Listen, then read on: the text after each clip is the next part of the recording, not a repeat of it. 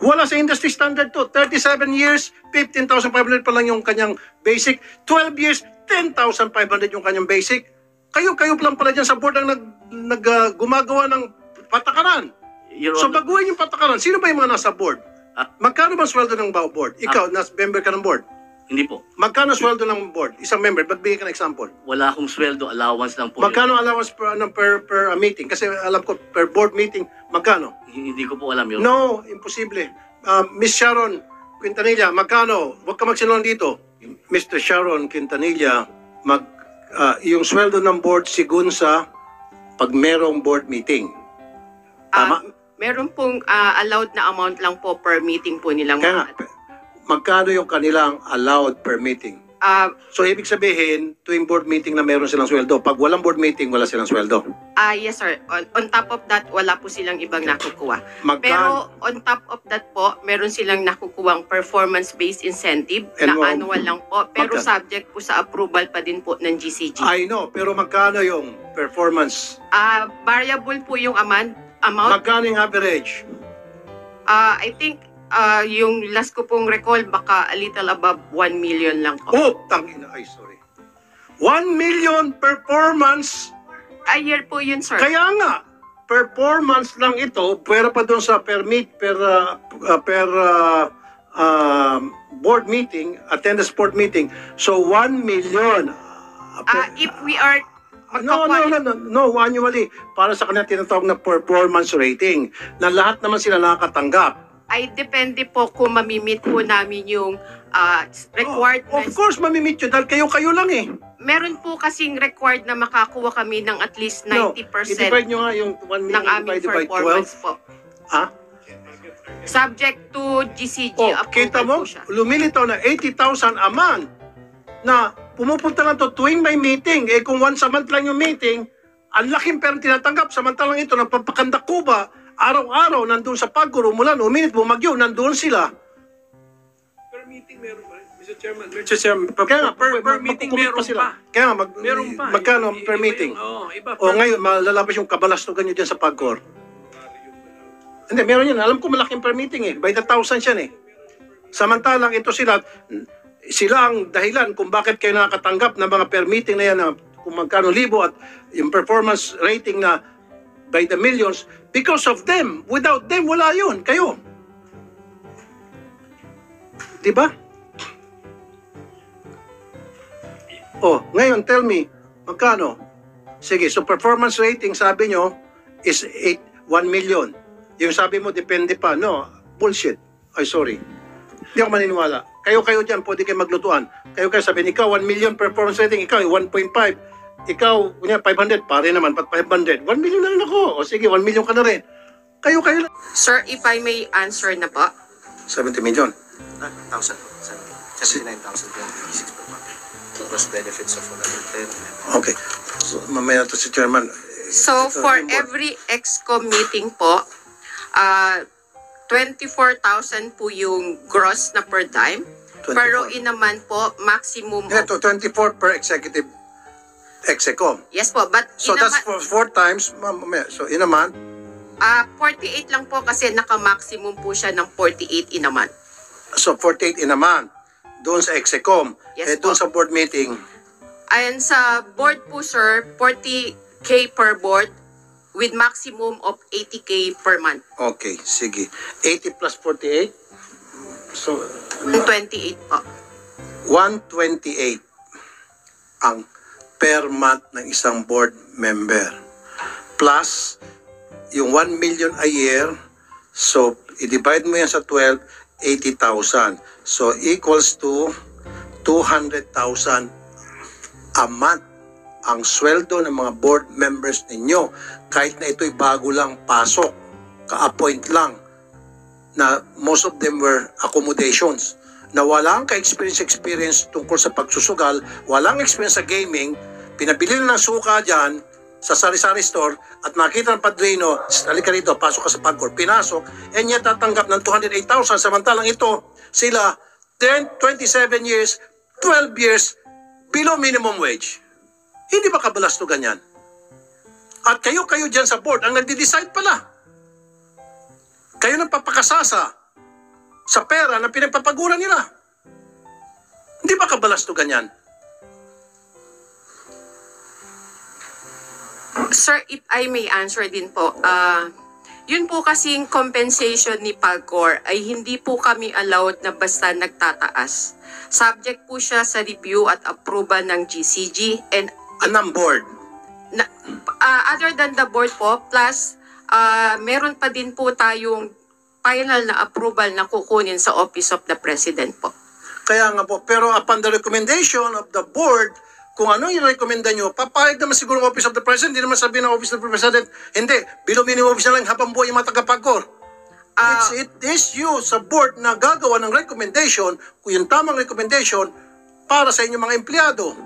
Pag sinabi nyo sa Presidente, Mr. President, gusto namin every year tataas yung sweldo ng ating mga empleyado at dapat hindi sila minimum wage, kundi dapat up to the industry standard ang dapat sweldo nila. And of course, sasabihin ng Office of the President, alam mo sabihin ng Office of the President, masyado malaki yan. Kailangan apihin natin yung mga empleyado nyo, gawin natin 12,000 lang, 15,000 lang, kahit 37 years, wala akong pakialam. Meron bang ganong klaseng Presidente pag-iisip? Wala. Kayo lang dyan sa board.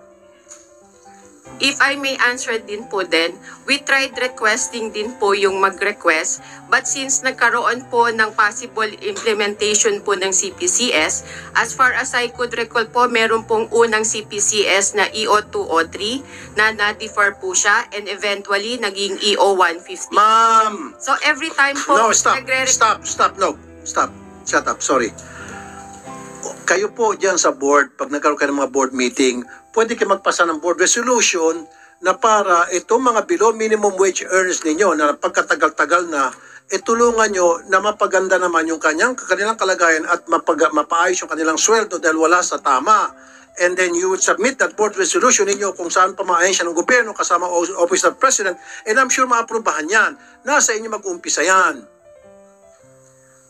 Kaya nga po, naghihintay po kami na magkaroon ng authority to implement po sa PAGCOR noong pong CPCS o yung pong sinasabi ko kaninang EO150 po. Pero kayo ho ba ay nagbigay na ng recommendation, nagpasa ng recommendation? Kasi napakababa na po, for so many years pala, ilang administrasyon nang lumipas, hanggang ngayon, na iwanan ng panahon, below minimum wage pa rin sila. Meron bang gumawa sa inyo man lang? Gano'ng katagal na po kayo sa PAGCOR? Mag 30 years na po. Magkano pong sweldo nyo? Ang basic pay ko po ay around 50K lang po. Bito. Ba't mo nila lang 50K? Malaki yan. Kumpara sa 12,000. Malayo. Siyempre, marami ka pang benefits. Di ba? For all I know, baka mamaya meron pang on the side dyan kay chairman o whatever. Anyway, ma'am, ilang years ka na dyan, hindi mo malang naisip yung mga kasamahan mo na below minimum wage, ginawa niyo pa sana ng paraan na mapataas yung kanilang sweldo. 12,500, and how long you've been... sorry po, ako po, 12 years sir, pero 10,590. 12 years, 10,500. Saka sir, hindi po ako yung pinakamababa Meron pong tumatanggap sa amin ng 12 years po, pero nasa 9,700 lang po. Same po kami ng trabaho, pero magkaiba po kami ng sahod. Kita nyo yan, samantalang yung mga board of directors ninyo, pag isuma natin pinaka-average, pinaka-minimum, 208,000, twice a week lang mag-report. At karamihan sa kanila, I bet you, papaputol ko lahat ng daliri ko, marami sa kanila walang experience sa gaming. Accommodation lang, padrino lang. Inirekomenda ni Padrino Poncio Pilato Herodes. Sure ako dyan. And yet, tatanggap na 208,000. Ito, matagal na nagpapatakbo ng PAGCOR, below minimum wage. Hindi ba kabalastugan yan? Alam niyo po yan. Wala man lang kayong ginawa. We tried requesting po, pero sinabihan po kami na intayin na lang yung implementation po ng CPCS. Intayin for a long, long time. And you've been there for how many years again, ma'am? Yung pong sinasabi kong EO203 ay matagal na po siya pero na-defer and eventually na-aprobahan po nung time ng Duterte yung EO150. So EO150, so inaprobahan noon na below minimum wage pa rin yung mga tao niyo? And lagi pong merong pong sinasabing moratorium, hindi ko lang po ma-recall kung So ibig sabihin lahat ng presidente pumapayag na apihin ang mga empleyado ng PAGCOR? Lahat ng presidente? Gusto sulatan natin si President Duterte kung tama yung pinagsabi mo? Was it explained to him thoroughly na, Mr. President, itong ni-request namin, ibig sabihin nito, below minimum wage yung tataasan natin yung sweldo ng mga PAGCOR employees, at sinabi ni Presidente, no, hindi, moratorium lang. Wala. Hindi naman po diretsyung sa OP, laging nadaan po kami sa proseso kasi meron po kaming mga limitation, let's say kagaya po ng sa GCG. Pero nirecommend nyo po Plus ba sa mga agency na binabanggit nyo na in-explain nyo rin doon na napakababa ang sweldo ng mga PAGCOR employees, way below minimum wage. Meron tayong batas sa minimum wage. Remember? Meron tayong batas sa minimum wage. Tapos ngayon, kayo ay under sa government, ano kayo? Entity. And yet, hindi nyo kayang sundin kung ano yung nakalagay sa batas. We tried to point it out po. In fact, even in one of the meetings po sa Malacanang, we highlighted that this is ito lang po yung BIP or basic pay ng mga nakukuha ng PAGCOR. Pero still po, hindi po kami ganun na pagbigyan po ng pansin. Okay, so sinabi nyo sa Malacanang, sino dun sa Malacanang sinabihan nyo po? Actually, in one of the meetings po specific with the GCG kasi nga po yung... Hindi nga po, sino nga po doon at did you do it in writing in black and white? And I'd like to see a copy of that. Dahil kasi from now on, ako mismo, kung kinakailan pupunta ko in person sa Malacanang, ibibigay ko yon. Time pa po ito ni dating President Noynoy Aquino and under the Nagyat admin po. We try to point out po na ganun lang po yung basic pay namin. Mahina kayo mag-explain. Compared to other government agencies. Kaya nga po, mahina kayo mag-explain. Baka hindi nyo kayang explain na maayos. Kasi kung it was properly explained na kailangan taasan na natin itong mga empleyado natin, below minimum wage sila, meron tayong batas na sinasabing dapat na sinusunod yung minimum wage sa gobyerno tayo, kailangan taasan na natin yung kanilang sweldo. Kung explain niya properly, I'm sure yung Malacanang papayag. Sino ba naman hindi papayag na presidente na aapihin yung mga empleyado ng gobyerno? Hindi ko lang po ma-recall pero meron pong parang nilabas na issue na talagang hinal po or sinuspend po yung mga possible na increase sa sweldo. So lahat po yon we tried kahit po yung realignment lang ng aming mga benefits pero still lagi pong nasasabi na hintayin na lang namin yung CPCS po. Okay, what the CPCS Ang stands for? problema po sa CPCS, sabi nga po ng taga-GCG, dinidribble. Kaya hanggang ngayon hindi pa napapatupad. Ayun. Yes, Mr. Samson. Sir, if I may po, regarding din po dun sa nagiging delay po sa CPCS implementation, ang problem po kasi namin sa PAGCOR, hindi po ini-incorporate yung mga employees sa planning pa lang. For example po, nung focus group discussion po, si Sir Oka po ay kasama po sa pagbuo po at pagbalangkas po ng batas para po dun sa CPCS implementation. Pero kasamaang palad po kasi, dahil po may galit sa kanyang administrasyon, hindi po siya hinahayaan na sumali po at makilahok dun sa paggawa po ng mga policies and namin pagdating po sa CPCS. Kaya nga po kung tatanungin niyo po sila ngayon, ang change management team po namin at ang technical working group po namin, wala po kaming representative sa rank and file na inelect po namin. Lahat po yun inappoint lang nila na sila lang. Ganun po kalala sa amin ngayon. Okay, so sa next hearing, COMSEC, imbitahan natin sino yung mga dapat imbitahan, Mr. Alvarez, sa tingin nyo, para mapabilis na itong approval sa action sa CPCS. Imbitahan po natin si Chairman para... Chairman. So I need Chairman Chairman Altenco here. Saka si Gian po. Sir, Ako saka si Sean Cao. Sino si Sean Cao?